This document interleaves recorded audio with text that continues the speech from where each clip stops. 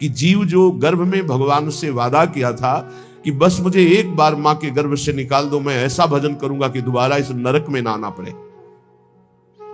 जीव ही पैदा हुआ देवी कहां कहां वो ज्ञान चला गया, वो दृष्टि गई भागवती। अब वो माया का ऐसा मोह का प्रभाव पड़ा, धीरे धीरे ये मां, ये पिता, ये पुत्र, ये पत्नी, ये मकान, संपत्ति, बस वो घिरता चला गया ममता से।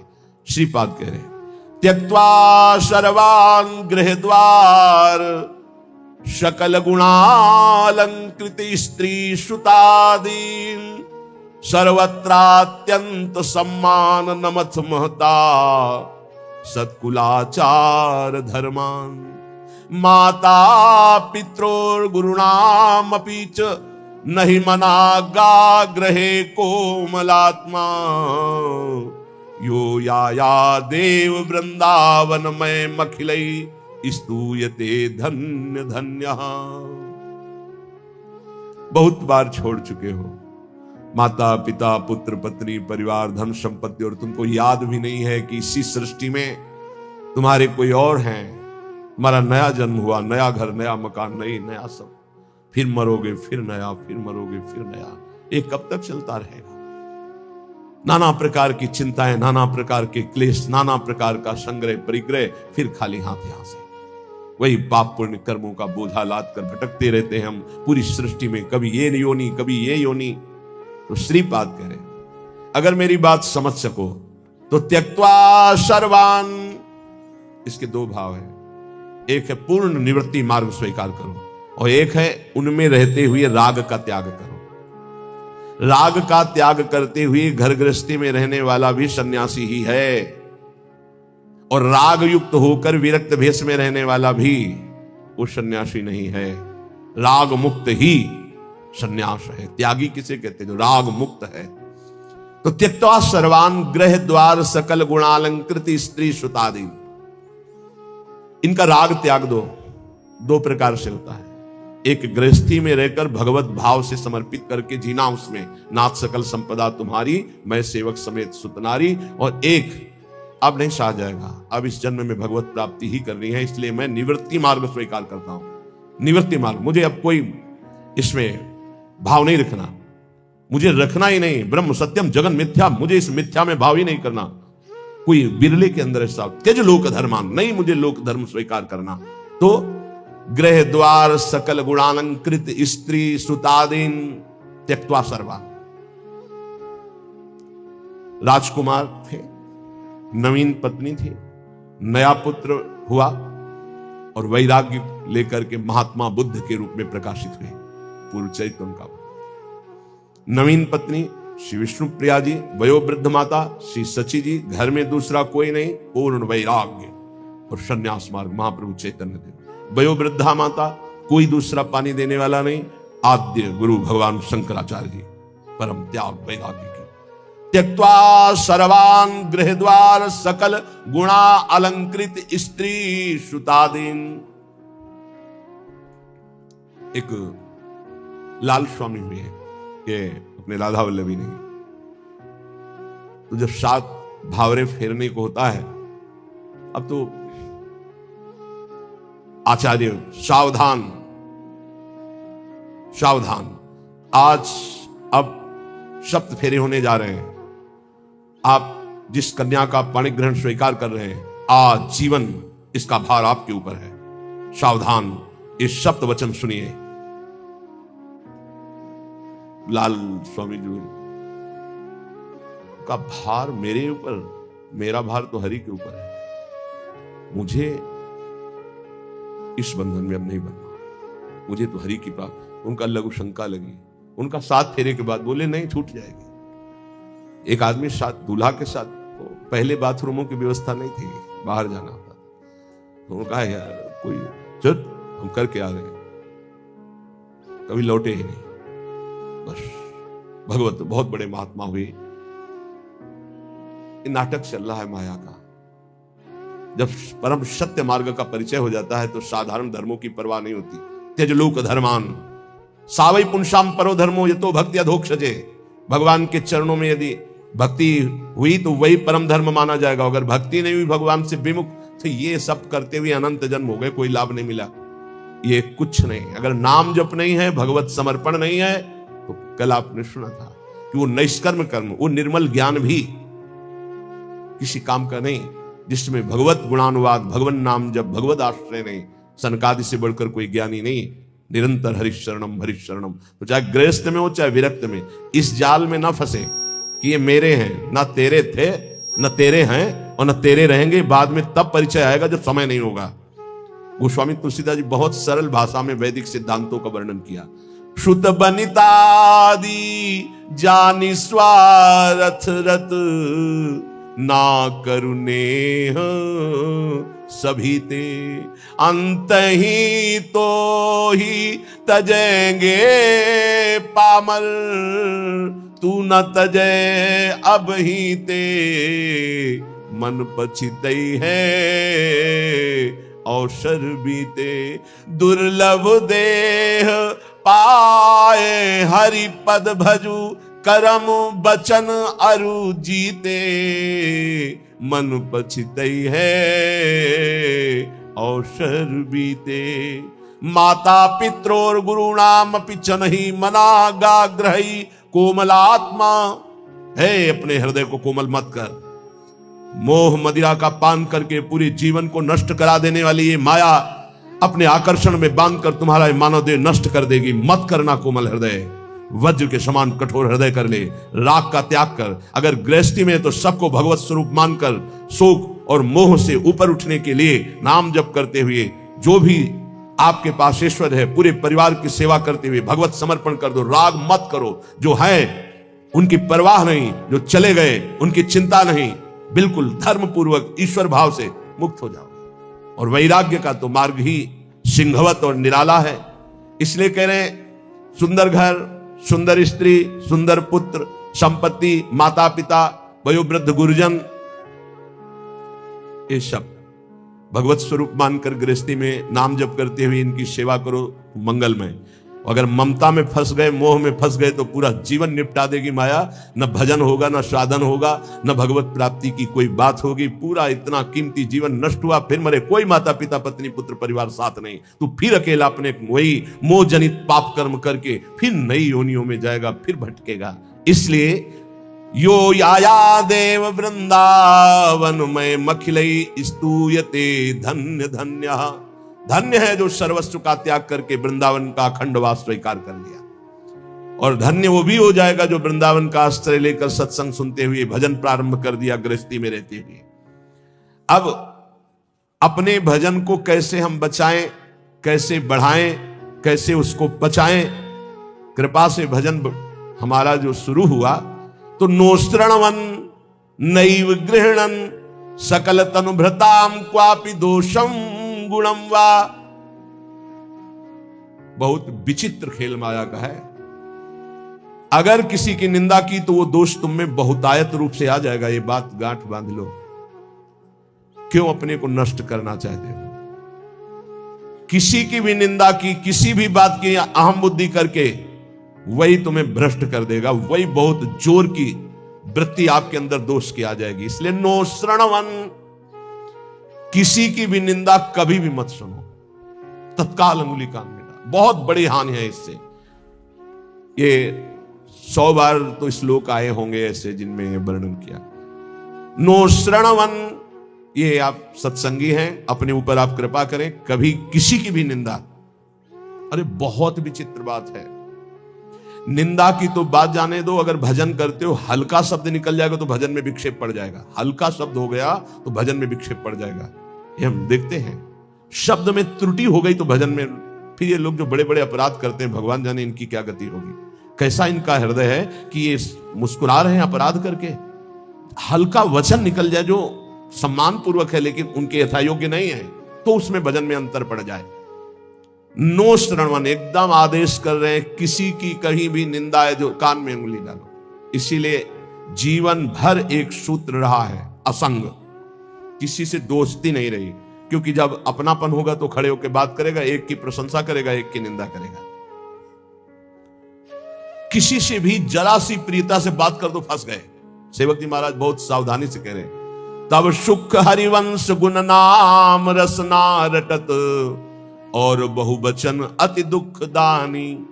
तभी सुख है जब हरिवंश के नाम और गुण को ये वाक इंद्री रटती रहे, ये रसेंद्री स्वाद लेती रहे, और कुछ बोले तो दुखदानी, निश्चित दुख में फंस जाओगे। नो श्रणवन, बिल्कुल ये नियम ले लेना चाहिए किसी की निंदा, और निंदा सुनने में मन बहुत राजी रहता है। अच्छा, और बहुत हर्षित होकर जैसे उसको राजपद मिलने जा रहा हो, ऐसे पूरे एकाग्रता। ऐसा ना वेदांत का सिद्धांत सुनेगा, ना भक्ति का सुनेगा, ना भगवान की महिमा। निंदा हो रही है तो खसक के और नजदीक पहुंच जाएगा। पुनः बोलो, हम सुना नहीं। और अच्छा ऐसा हुआ, और आगे क्या, पूरा रसा स्वादन उसमें डूबे चले जा रहे हो। ये नहीं पता कि ये हमारे सारे पुण्य नष्ट करके नरक का रास्ता बन रहा है। नो श्रणवन नैव ग्रहणन, सुनाई पड़ गया तो स्वीकार ही नहीं करना कि वो दोषी है। नहीं नहीं, भगवान जिसको जैसे चला रहे हैं चल रहे, पूरी सृष्टि उन्हीं के चलाए चल रही। यंत्रारूढ़ानि मम माया, नहीं नहीं, मुझे तो भगवान की दिव्य लीलाओं में जाना है, माया जनित लीलाओं के गुण दोष नहीं देखने। ना सुनना है और ना ग्रहण करना। ग्रहण करना होता है कि वास्तविक ऐसा ही है, हाँ अरे वो तो ऐसा। अब जिंदगी भर जब उसकी बात आएगी तो पहले वो दोष हो जाएगा। अच्छा, वो घृणास्पद भाव तुम्हें भगवत प्राप्ति कभी नहीं होने देगा। घोर पापी में, नीच में भी स्वाराध्य बुद्धिर मम, मेरे आराध्य राधा वल्लभ लाल विराजमान है, ये भाव रखना है। फिर सकल तनुभृताम क्वापि दोषम गुणम वा, जितने भी शरीरधारी हैं किसी के ना दोष सुनना है ना ग्रहण करना है। वृंदावनस्थ सत्वान्यखिल गुरुधिया सन्नमन दंड पातई, ऐसे भजन बचता है। ऊपर वाली पंक्ति से भजन बचता है। परदोष दर्शन, परदोष वर्णन, परदोष श्रवण और परदोष चिंतन, ये सर्वनाश कर देता है। सर्वनाश। सच्ची मानिए, किसी का भी उपहास कभी मत करना, कभी निंदा मत करना, कभी निंदा मत सुनना। नहीं, 100% आप लिख लो, कुछ दिनों में वो आपके ऊपर हावी होगा। किसी के प्रति भी दोष बहुत बहुत बहुत देखा है, बहुत बार देखा है। इसलिए कभी किसी के दोष न सुने, कभी ऐसा ना, नहीं तो फंस जाएगा, फंस जाएगा। माया भगवती इतनी चतुर है कि जानने में नहीं आता कि मैं फंस रहा हूं, जानने में नहीं आता। और वृंदावन में तो कभी भूलकर किसी के प्रति दोष न करे, क्योंकि लाडली जी ने पसंद किया, उसको रखा है, तो फिर हमें दोष करने की क्या सामर्थ्य है। जब लाडली जो मुझ जैसे नीच को वृंदावन में रखे हैं तो उसको वृंदावन में रखे, तो हमारा अधिकार कैसे जब हम अपने को देखते हैं तो हम बड़े अधिकारी थोड़ी है वृंदावन वास के। हम पर जब कृपा हुई तो उन पर भी कृपा हुई, तो जब उन पर कृपा होगी पूरी तो वो भी महात्मा बन जाएंगे। हम दोष दर्शन क्यों करें। तो वृंदावनस्थ सत्वान्यखिल गुरुधिया सन्नमन दंड पातई, अगर वृंदावन के किसी भी बासी पर दोष दर्शन हो जाए तो प्रणाम दंड पातई, वो जाने या न जाने दूर से प्रणाम कर, हे प्रभु मेरे से गलती हो गई, क्षमा करो प्रभु, मैं आपकी महिमा को नहीं जानता। ऐसा पक्का समझ लो, नहीं भजन क्षीण हो जाएगा, भजन नष्ट हो जाएगा। जो त्यक्त्वा शेषाभिमानो, सब अभिमान छोड़ करके निरवधि परमा किंचन कृष्ण राधा, श्यामा श्याम की आराधना के लिए दैन्य भाव अत्यंत आवश्यक। किसी भी तरह का कोई अभिमान नहीं होना चाहिए। त्यक्त्वा शेषाभिमानो, कोई भी अभिमान शेष नहीं है। रूप का, जवानी का, सब इन शरीरों का अभिमान, यौवन, बाहुबल बहुत विचित्र है। कुछ भी हो जाए तो जीव का ऐसा गलत स्वभाव पड़ गया, वो अभिमान कर लेता है। अपने आप तो बहुत छोटे हैं। भगवान शंकर तांडव कर रहे थे तो 2 तालियों से ऐसे बाणासुर ने ताल मिलाई, भगवान शिव प्रसन्न हो गए। कहा शास्त्र भाव, 1000 भुजा वाला हो, महान बलशाली विक्रम भगवान शिव की कृपा। अब 2 भुजाएं तो अगर सही ढंग का स्वास्थ्य हो तो फिर खुजली संभलती नहीं, बल्कि भगवान शिव का कृपा पात्र 1000 भुजाएं, तो जिस पर्वत में मारे चकनाचूर, जाके दिग्गजों को ललकारा, भाग पड़े, कोई उसके सामने नहीं। काफी समय विचरण करने के बाद भगवान शंकर के पास आए, कहा जगत गुरु, आज दूसरी तरह से प्रणाम था। भगवान शंकर ज्ञान समुद्र, बोले गुरु खुजली हो रही भुजाओं में। बोले मतलब? बोले आओ, आप ही आओ, हमारे बल दिया है, 1000 भुजा है, तो आपसे युद्ध करना चाहता हूं। मुस्कुरा दिए। भगवान ने कहा एक माली भी जिस पौधे को सजाता है उसको उजाड़ता नहीं, तुम्हारी भुजाओं की खुजली मैं तो नहीं मिटाऊंगा, लेकिन मेरे समान बलशाली आकर मिटा देगा। तो जब प्रद्युम्न पुत्र अनिरुद्ध और उषा जी का बड़ा एकांतिक मार्मिक प्रसंग है कि उषा जी ने स्वप्न में देखा अनिरुद्ध जी को पहली बार। अब वो विकल, ना उनको भोजन अच्छा लगता, ना नींद अच्छी लगती। तो जो उनकी परिचर्या में वो 9 कुमारी थी, आसपास राज सैनिक वयोवृद्ध या जो स्त्री पुरुष दोनों नहीं है उनको लगाया जाता था। राजकुमारियों के महल की सुरक्षा में वयोवृद्ध, अनुभवी या जो स्त्री पुरुष दोनों नहीं उनको लगाया जाता था। तो ऐसी व्यवस्था में उनके पास सखियां सेवा में रहती थी। कभी कभी कोई सूचना मिलने पर बाणासुर के, अब उषा जी को इस तरह विक्षिप्त देख करके ना भोजन ना नींद ना बात, तो उनकी एक बहुत प्रिय सखी चित्रलेखा थी जो बड़ी योगिनी थी, शक्ति संपन्न थी। उसने कहा, सखी मेरी सखी होते हुए तुम इतना उदास, बोलो ना, कोई ऐसा विषय है जो गुप्त विषय है तुम बता नहीं सकती, वही तुम्हें इतना विक्षिप्त कर रहा है। मैं समझ रही हूं कोई विषय तो है। उनका, सखी मुझे एक स्वप्न में 9 कुमार के दर्शन हुए और अब मैं उसके बिना जी नहीं सकती, पर मैं ये नहीं जानती को है कौन, कहां का है, क्या है, पर स्वप्न में मैंने देखा। तो उनका, स्वप्न में आपने देखा तो त्रिभुवन का कोई ऐसा नहीं है जिसका मैं चित्र न बना सकूं, और तुम्हारे सामने साधारण कोई आ नहीं सकता, क्योंकि साधारण से तुम मोहित नहीं हो सकती। तो मैं असाधारण महापुरुषों के परिवारों का चित्रण करूंगी, तुम केवल इशारा दे देना, मैं योगिनी हूं, अपहरण उसका मैं कर लूंगी। स्वप्न में देखा था अनिरुद्ध जी को। वो बड़े बड़े नागलोक, स्वर्गलोक, सब लोगों के बड़े बड़े जो सुंदर हैं, गंधर्व हैं, देवता हैं, यक्ष हैं, फिर मानव लोक का जय भगवान श्री कृष्ण का चित्र आया। मुस्कुराए, बोले बस कुछ मिलता जुलता ऐसा ये तो नहीं है प्रद्युम्न जी, बस कहा बिल्कुल नजदीक पहुंच चुकी हो, मिलता जुलता ही चित्र है बिल्कुल। और जे ही अनिरुद्ध जी का आया सो रो पड़ी, बोले यही मेरे चित्त का अपहरण करने का।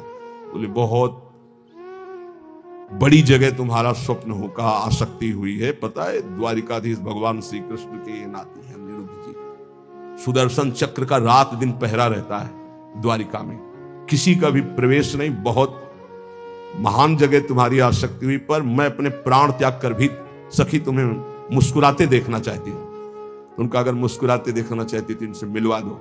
स्वप्न में देखा था।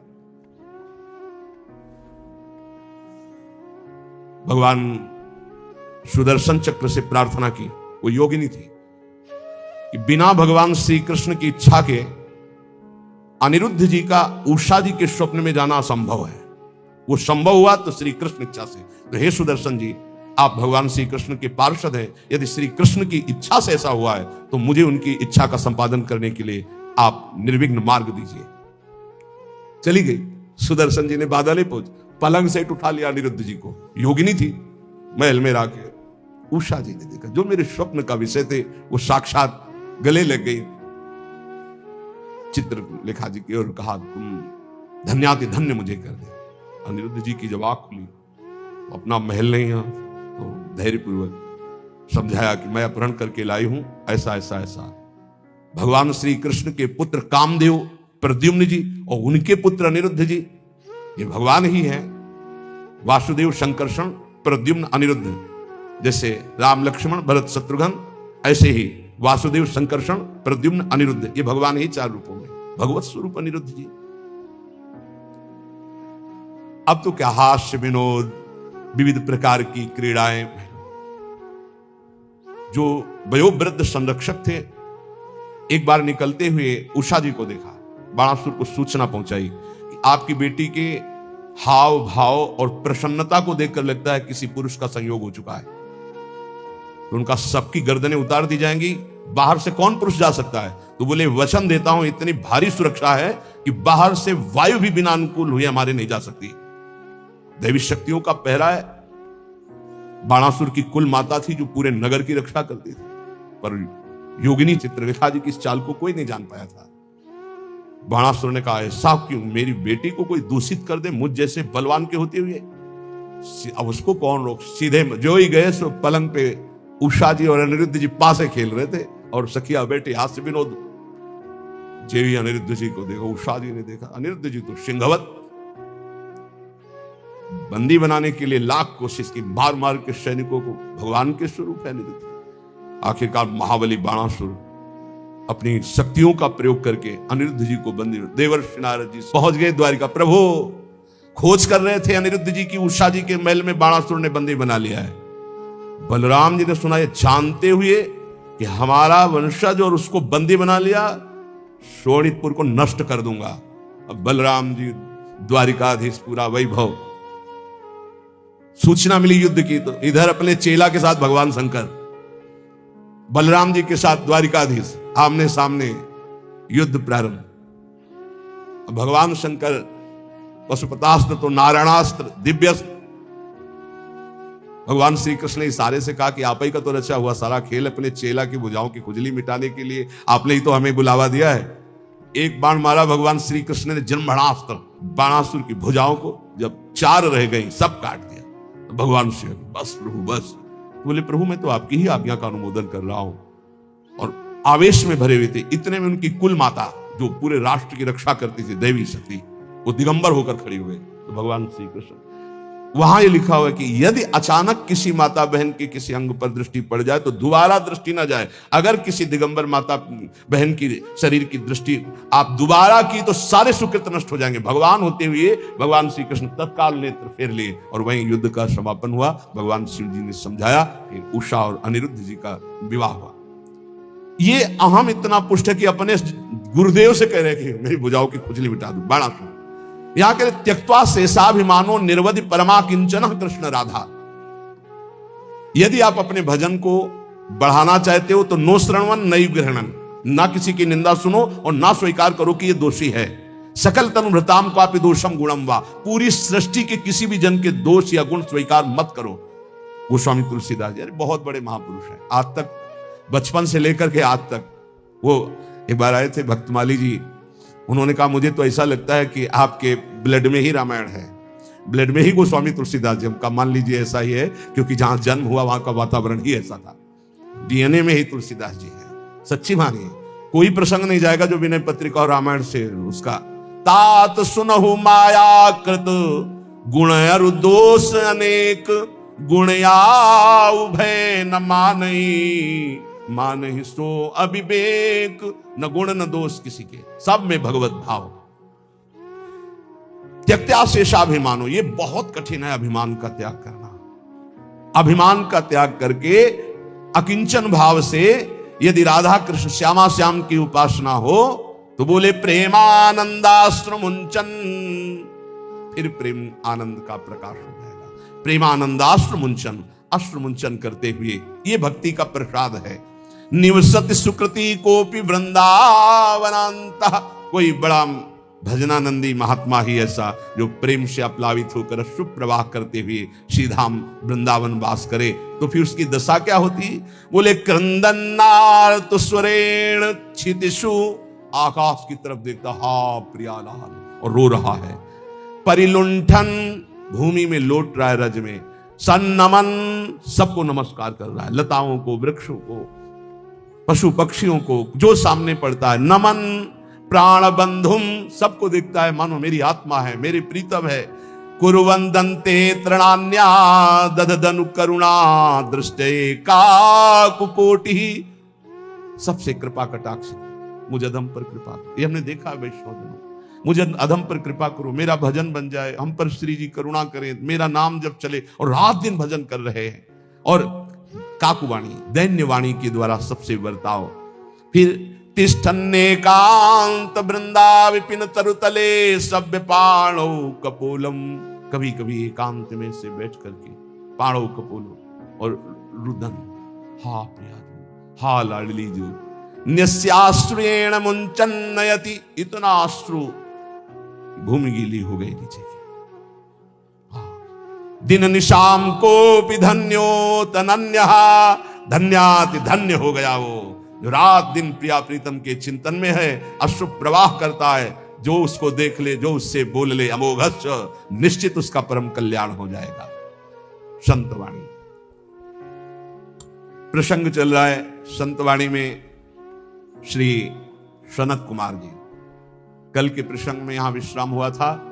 सा एवाधास्तात् सा उपरिष्टात् सा पश्चात् सा पुरस्तात् सा दक्षिणतः सा उत्तरतः सा एवेदः सर्वमिथ्यातो अहंकारादेश। वह परमात्मा नीचे है, ऊपर है, वही पीछे है, वही आगे है, वही दाहिने, वही बाएं है, वही सर्वत्र है। जो ऐसा जान जाता है, न पश्यो मृत्युम पश्यति न रोगम नोत दुखाताः सर्वाः पश्यः पश्यति सर्वमाप्नोति सर्वस इति। जो ऐसा अनुभव कर लेता है, गीता जी, बहिरंतश्च भूतानाम अचरम चरमेव च सूक्ष्मात् तद्विज्ञेयम् दूरस्थम चान्तिके च तत्। वो दूर है, वो बहुत नजदीक है, वो बाहर है, वो भीतर है, वो ऊपर है, वो नीचे है, वो समस्त भूतों में है। ऐसा जो अनुभव कर लेता है वो जीवन मुक्त महापुरुष होता है। तो या करें, न पश्यो मृत्युम पश्यति, मृत्यु की ताकत नहीं उसको देख ले जो ऐसा अनुभव कर लेता है। इतनी ऊंचाई पर होता है कि मृत्यु का प्रहार स्पर्श भी नहीं कर सकता। न रोगम, कोई रोग उसे दुख नहीं पहुंचा सकता। नोत दुखता, कोई भी भयानक विपत्ति दुख इसका स्पर्श नहीं कर सकती। समझो इस बात को।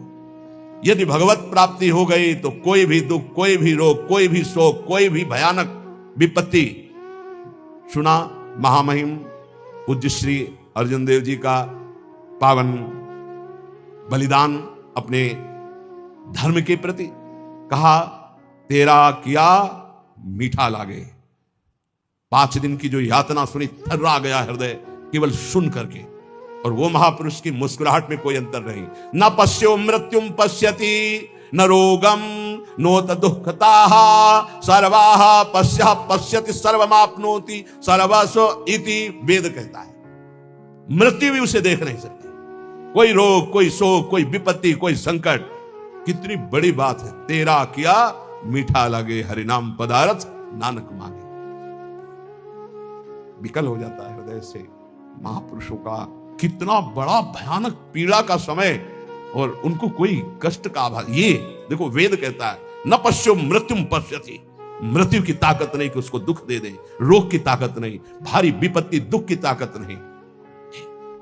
जो देखता है क्या, आगे पीछे ऊपर नीचे सर्वत्र मेरा भगवान। वो क्या कह रहे, आप में इतनी सामर्थ्य कि आप पूरे तख्त को भस्म कर सकते, मुझे आदेश करो। वो पीर मियां, मैं भस्म कर देता हूं। तो उनका नहीं, वाहेगुरु का किया सब मीठा लगे। वाहेगुरु परमात्मा परमेश्वर, उनका किया सब मीठा लगे। वाहेगुरु का विधान बड़ा मधुर है। वो कहते, सोचो ये बौद्धिक स्तर कैसे समझ पाएगा उन महापुरुषों की स्थिति को। ये वेद बता रहा है, न पश्यो मृत्युम पश्यति न रोगम नोत दुखताः सर्वाः पश्यः पश्यति सर्वमाप्नोति सर्वस्य इति। बोले स्थिति कैसे प्राप्त होती। ये सनत कुमार जी के वचन है। बोले आहार शुद्धौ सत्व शुद्धे सत्व शुद्धौ ध्रुवा स्मृति स्मृति लंभे सर्वग्रंथि नाम विप्रमोक्षः। जिसका आहार शुद्ध है, चरित्र शुद्ध है, आचरण शुद्ध है, वही महापुरुष स्मृति को प्राप्त होता है। सत्व शुद्धि, आहार शुद्ध होने पर ही अंतःकरण शुद्ध होता, अंतःकरण शुद्ध होने पर आचरण पवित्र होते हैं। चरित्रवान, जो पवित्र चरित्र वाला, वही भगवती स्मृति को जागृत करता है। ये देवी शक्ति है स्मृति, अखंड स्मृति। जिस समय अखंड स्मृति जागृत होती है तो कह रहे स्मृति लंबे सर्व ग्रंथि नाम विप्रमोक्षः। समस्त ग्रंथियां छिन्न भिन्न हो जाती हैं और वो जीवन मुक्त महापुरुष हो जाता है। इसलिए इन कामों से दूर रहो। निवृत्ति ही श्री सनत कुमार जी का उपदेश, निवृत्ति कर्मणः पापात् सततम पुण्यशीलता सदवृत्ति समुदाचारः श्रेय एतदनुत्तमं मानुष्यम सुखम प्राप्य यह सज्जाति समुह्यति नालम सदुख मोक्षाय संगो वै दुख लक्षणाः। भूल कर भी कोई पाप कर्म मत करना, नहीं तो ये नष्ट कर देगा। कोई और नहीं, तुम्हारा पाप कर्म ही तुम्हारी बुद्धि में बैठकर या अन्य की बुद्धि में बैठकर तुम्हें दंड दे देगा। सदा सत्कर्म करो, सदाचरण करो, पाप कर्म से डरो। सनत कुमार जी कह रहे साधु पुरुष जिसे आदेश करते हैं कि ये करना चाहिए, वही बर्ताव पुण्य कहलाता है, और जिसे कहा जाता है ये नहीं करना चाहिए, वही पाप कहलाता है। उत्तम आचरण करने वाले बनो, सदाचार पालन करो।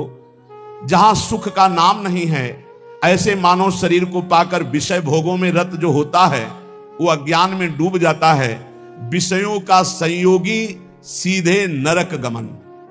त्रिविधम नरकस्येदं द्वारम नाशन्मात्मनः कामः क्रोधः तथा लोभः तस्मादेत्रयं त्यजेत। काम, क्रोध, लोभ, मद, ये सीधे नरक पहुंचाते हैं। सीधे कामः क्रोधः तथा लोभः। गोस्वामी जी कह रहे काम, क्रोध, मद, लोभ सब ये नाथ नरक के पंथ, यही रास्ते हैं, ये नरक पहुंचा देंगे। इसलिए इस मानव शरीर को पाकर विषय भोगों में जो आसक्त होकर अज्ञान मोह में डूब करके अपना समय नष्ट कर देता है, वो कभी दुख से छुटकारा नहीं पाता है।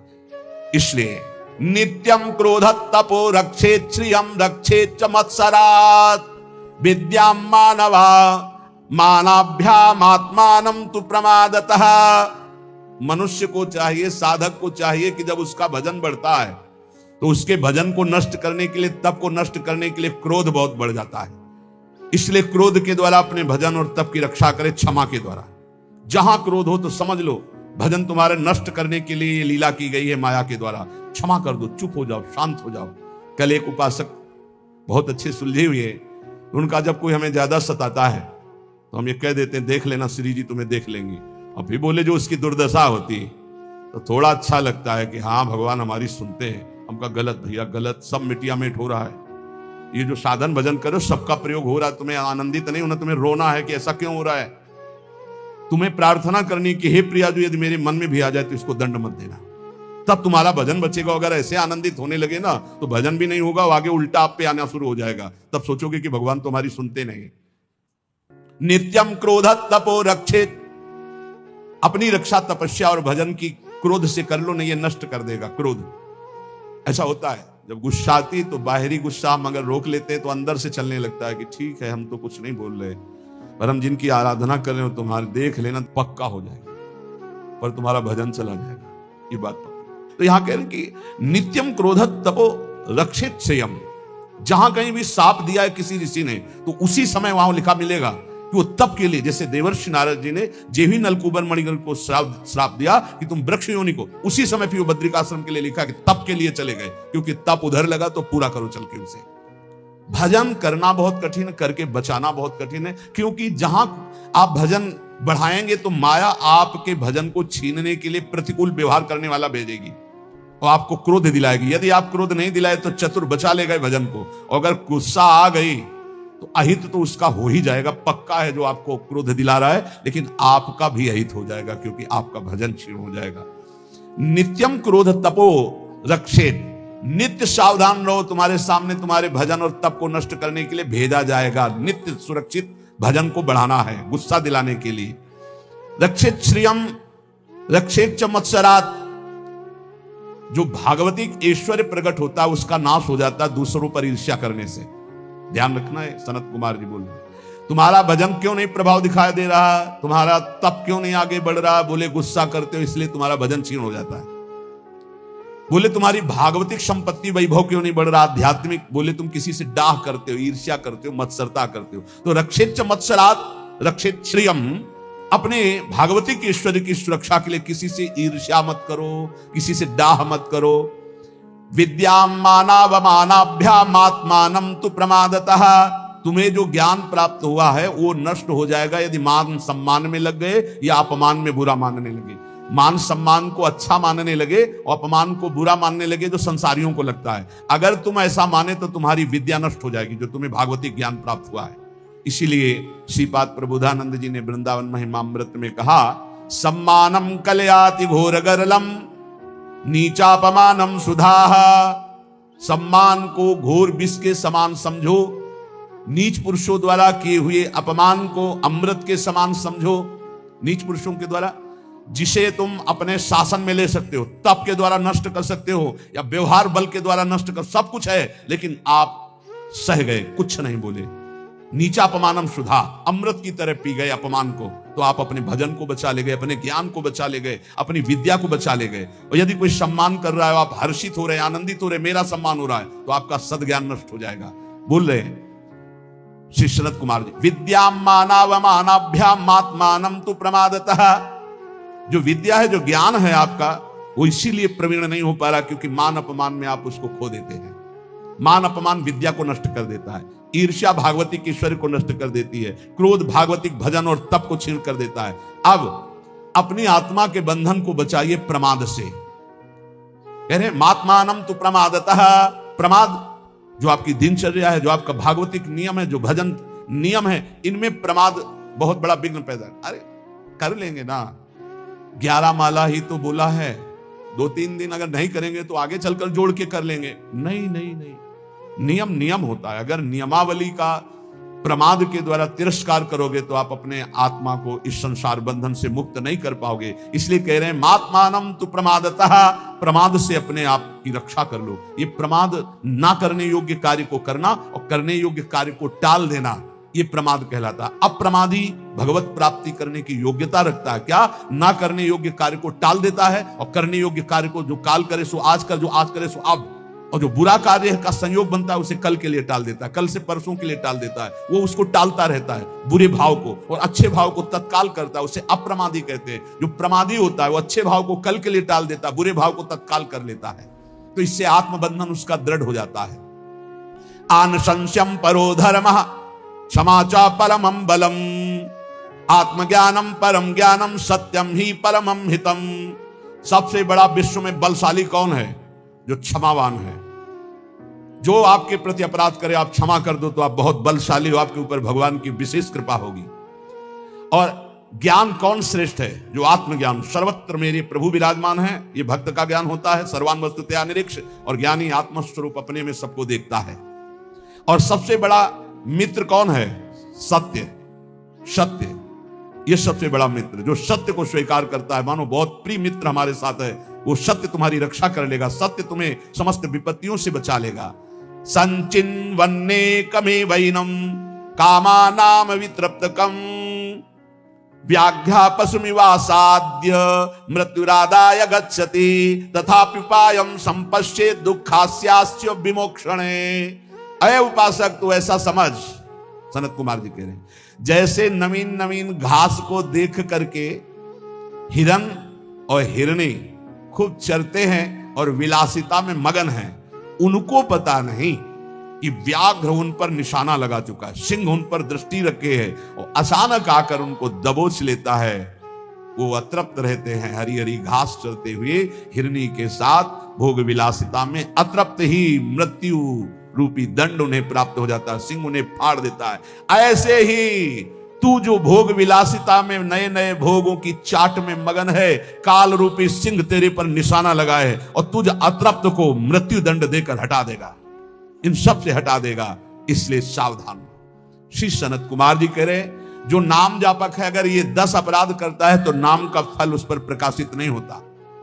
गुरु अवज्ञाम साधुनाम निंदाम भेदम हरे हरौ, वेद निंदाम हरिर्नाम बलात् पाप समीहनम, अर्थवादम हरिर्नाम्नि पाखंडम नाम संग्रहे, अलसे नास्तिके चैव हरिनामोपदेशनम, नाम विस्मरणम चापि नामन्य नादरमेव च, संत्यज्येद दूरतो वत्स दोषानेतान् सुदारुणान्। हे वत्स, इन 10 अपराधों से बच गए तो नाम तुम्हें भगवत प्राप्ति करा देगा। अगर ये 10 अपराध हैं तो ये दारुण अपराध नाम का प्रकाश नहीं होने देते। पहला, नामदाता गुरु का अपराध, उनकी अवज्ञा, उनका अनादर। गुरुर अवज्ञा पहला अपराध है।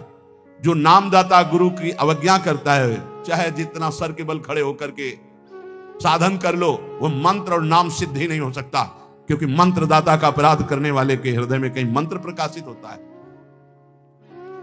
एक प्रसंग आता है ब्रज के भक्तों में, गुरु मंत्र लिया और गुरु सेवा में कुछ दिन रत रहे, तो कुछ ऐसा उनके अंदर भाव है कि एकांत में भजन करें, सब क्या है सेवा, वे सब भजन में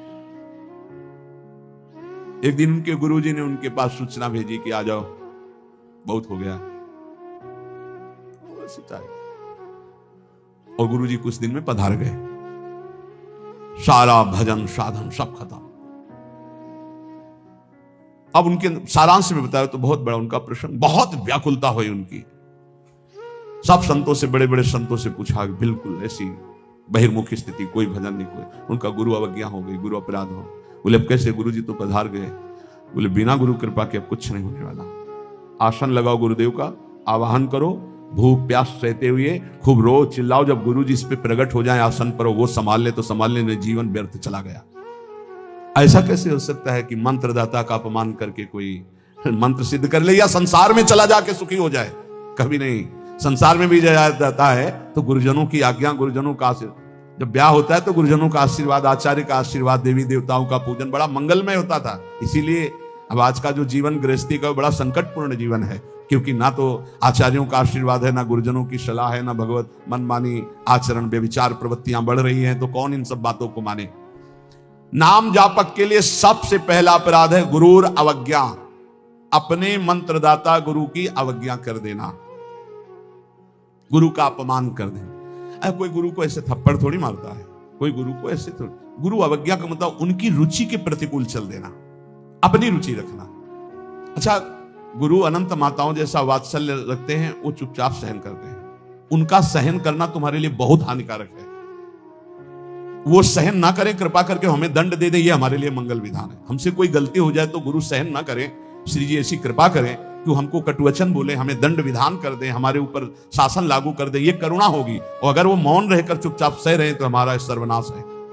कि हम समझ रहे हैं हमारे गुरु जी प्रसन्न है और वो अंदर से वो जल रहे हैं इस बात से कि ये भगवत मार्ग के विमुख आचरण कर रहा है और मेरी बात नहीं मान रहा, अब मेरा अधिकार कैसे इस पर लागू हो सकता है, ये तो मान ही नहीं रहा। बस ये अवज्ञा होती सबसे। तेन वचन मानत गुरुद्रोही, निस्दिन करत आपनो भायो। तो इत व्यवहार न उत्पर, तुम्हारा व्यवहार भी नहीं बच सकता और परमार्थ भी नहीं बन सकता। व्यवहार बच नहीं सकता और परमार्थ बन नहीं सकता। इत व्यवहार न उत परमार्थ, बीच ही बीच जन्म गमायो। दूसरा, साधु नाम निंदाम। किसी भी नाम जापक वैष्णव संत की कभी भी निंदा ना करे। ये नामापराध है। सबसे पहला है गुरु अवज्ञा, दूसरा है साधु नाम निंदाम। और भेदम हरे हरो, भगवान शंकर और हरि में भेद न करे। वही हर है, वही हरि है, वो परस्पर एक लीला करते हुए विराजमान है। हरि और हर में कोई भेद नहीं, पक्का भेद नहीं। पहला गुरु अवज्ञा, दूसरा साधु नाम निंदाम, तीसरा भेदम हरे हरो, और चौथा है वेद निंदाम। वेद भगवान का वांग्मय स्वरूप है, किसी की रचना नहीं है। भगवान वेद व्यास जी ने वेद का विभाग किया है। वेद की रचना तो स्वयं वेद प्रकाशित हुए हैं। वेद की रचना किसी ने नहीं की, स्वयं वेद प्रकाशित अपौरुषेय है। ये किसी के द्वारा लिखे नहीं हुए, स्वयं जैसे भगवान प्रकट हुए ऐसे वेद भगवान प्रकट हुए हैं। वेद की निंदा करने का अधिकार किसी को नहीं है। हाँ, वेदातीत प्रेम स्थिति है जिसे वेद नेति नेति कह के प्रेमी जन उनका दुलार कर रहे हैं। इसलिए देवर्षि नारद जी स्वयं आज्ञा करते हैं, वेदान्नपि सन्नस्तिसा केवलम मौच्छिन्न अनुरागम लभते। जो वेदातीत स्थिति प्रेम को प्राप्त करना चाहते हैं, वेद का सम्यक रूप से पूर्णता पूर्वक त्याग करते, तिरस्कार पूर्वक नहीं। जैसे भगवान श्री कृष्णचंद्र जी स्वयं आज्ञा करते हैं, त्रिगुण्य विषया वेदा निस्त्रिगुण्य भवा अर्जुन। हे अर्जुन, जो विभाग विषय का तीनों गुणों के अंतर्गत वर्णन किया जाता है, उससे ऊपर उठो, त्रिगुणातीत अवस्था को, निस्त्रिगुण्य अवस्था को प्राप्त हो। वेद की निंदा करने का अधिकार किसी का नहीं। वेद अपौरुषेय भगवान का वांग्मय स्वरूप है। जो वेद की निंदा करते हो कभी भी नाम जापक, सफल नाम जापक नहीं हो सकते। हरे नाम बलात् पाप शमीहनम। जिन्होंने महिमा सुनी कि भगवान के नाम जप से पाप नष्ट हो जाता है, नाम संकीर्तनम यस्य सर्व पाप प्रणाशनम। अब वो बलपूर्वक उत्साह पूर्वक पाप करते हैं और सोचते हैं नाम कीर्तन कर लेंगे तो पाप नष्ट हो जाएंगे, उनको नरक मिलेगा क्योंकि नामापराध कर रहे हो। भगवान नाम के बल पर पाप करना, वो नाम कीर्तन कर लेंगे ना सब पाप नष्ट हो जाएंगे। फिर कह रहे अर्थवादम हरिर्नामनि। भगवान के नाम की महिमा को सुनकर के कि अरे ये तो सब फल स्तुति केवल वर्णन है, ऐसा नाम का फल नहीं है, ये नामापराध है। नाम के प्रति अर्थवाद की केवल फल स्तुति मात्र है, नाम की ऐसी महिमा नहीं है, ये नाम अपराध है। और पाखंडम नाम संग्रहे, नाम लेने में पाखंड फैलाना, नाम की आड़ में व्यभिचार करना, नाम की आड़ में रुपया कमाना, नाम की आड़ में मनमानी आचरण करना, ये पाखंड है। ये नाम में पाखंड फैलाना, ये सब पाखंड की अंतर्गत आता है। हम नाम कीर्तन कर रहे हैं, जिनका हमको उन पर विश्वास नहीं कि वो विश्वंभर है, वो अनंत ब्रह्मांडों का स्वामी मां लक्ष्मीपति है, हमको हाथ फैलाना पड़ेगा। तो हमको भरोसा क्या है अपने आराध्य देव पर? अरे जिसके एक निमिष मात्र से अनंत ब्रह्मांडों का सृजन हो जाता है, नाम बल से उसको अधीन कर लिया जाता है। सुमिर पवन सुत पावन नामू, अपने बस कर राखे रामू। डोनेशन चाहिए तो हरि से मांग डोनेशन। मां लक्ष्मीपति है, वो अनंत ब्रह्मांडों का स्वामी है। जिसको प्रेरित करेगा या वो स्वयं आके करेगा, और करे ना करे मंगबो भलो न बाप सो जो प्रभु राखे टेक। ये क्या मतलब रह गया? नाम जपने का मतलब क्या रह गया? अगर भिखमंगापन ना मिटा तो दूसरों से भगवान का दा। एक संत गंगा किनारे कहते थे, कहावे मुआर दासा करे नरन के आशा, तो कहो कहां रहा विश्वासा, कहां विश्वास हरि से रहा। तो नाम के बीच में ये पाखंड फैलाना, नाम का आश्रय लेकर के दुनिया का नाटक करना, ये नामापराध है।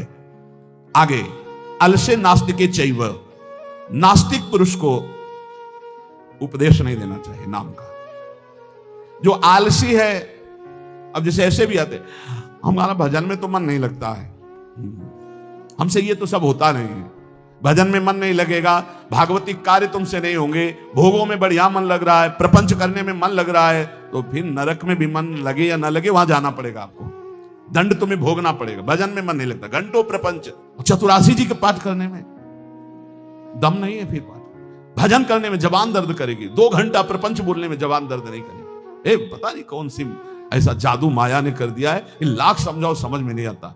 गुनगुनाना है तो प्रभु के गीत गुनगुनाओ, आपका जीवन पावन, आपसे जो मिल जाए उसका जीवन पावन। आपको नाम जप करो, खूब गृहस्थी के कार्य करो, कौन मना करता है? आलसी और नास्तिक को भगवान नाम उपदेश करना, और अलसे नास्तिके चाहिए हरि नामोपदेशनम, नाम विस्मरण। जब नाम की महिमा इतनी सुन ली, परम पूज्य श्री प्रथम गुरु नानक देव जी की कल बाणी में था कि जब तक जीऊं तब तक नाम, नाम छूटे तो मृत्यु। ये कल शाम के कई बार ये बात नानक साहब की, इसकी क्या बात, जब तक जीऊं तब तक नाम, नाम तब तक जीऊं, नाम छूटा मृत्यु। ऐसा नाम से प्रेम, भगवान नाम की महिमा सुनकर नाम न जपना, नाम को भूल जाना, और नामान्य अनादर मेवच, नाम का अनादर करना। जैसे चर्चा की कि अपनी दुकान खूब चले इसलिए नाम छाप दिया, रूप छाप दिया भागवतिक, या ऐसे आप कार्ड विवाह के छाप दिए जिनमें नाम है, रूप है, भगवत भाव, या आप अपनी गाड़ी पे नाम लिख दिए, पीछे लिखा है मोटरसाइकिल में श्री हरिवंश या राधा, और जूता सहित ऐसे टांग उठाकर उसमें बैठते हो। तुम्हारी दिमाग है, इसमें लिखा है देखो, नाम में अनादर में वच है, नामापराध कर रहे हो।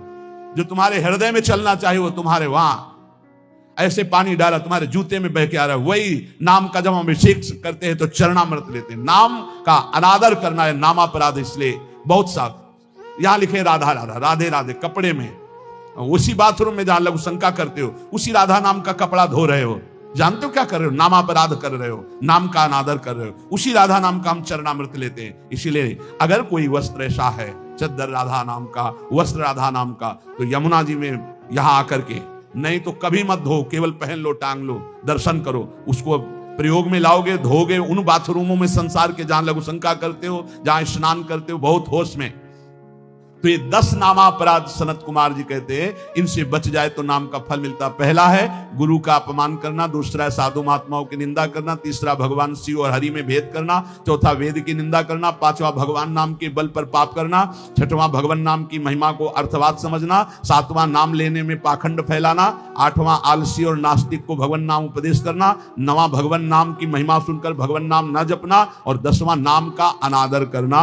इन 10 नामापराधों से बच जाए तो नाम जापक निश्चित भगवान की प्राप्ति, ज्ञान, वैराग्य, भक्ति जो चाहे मिल जाए।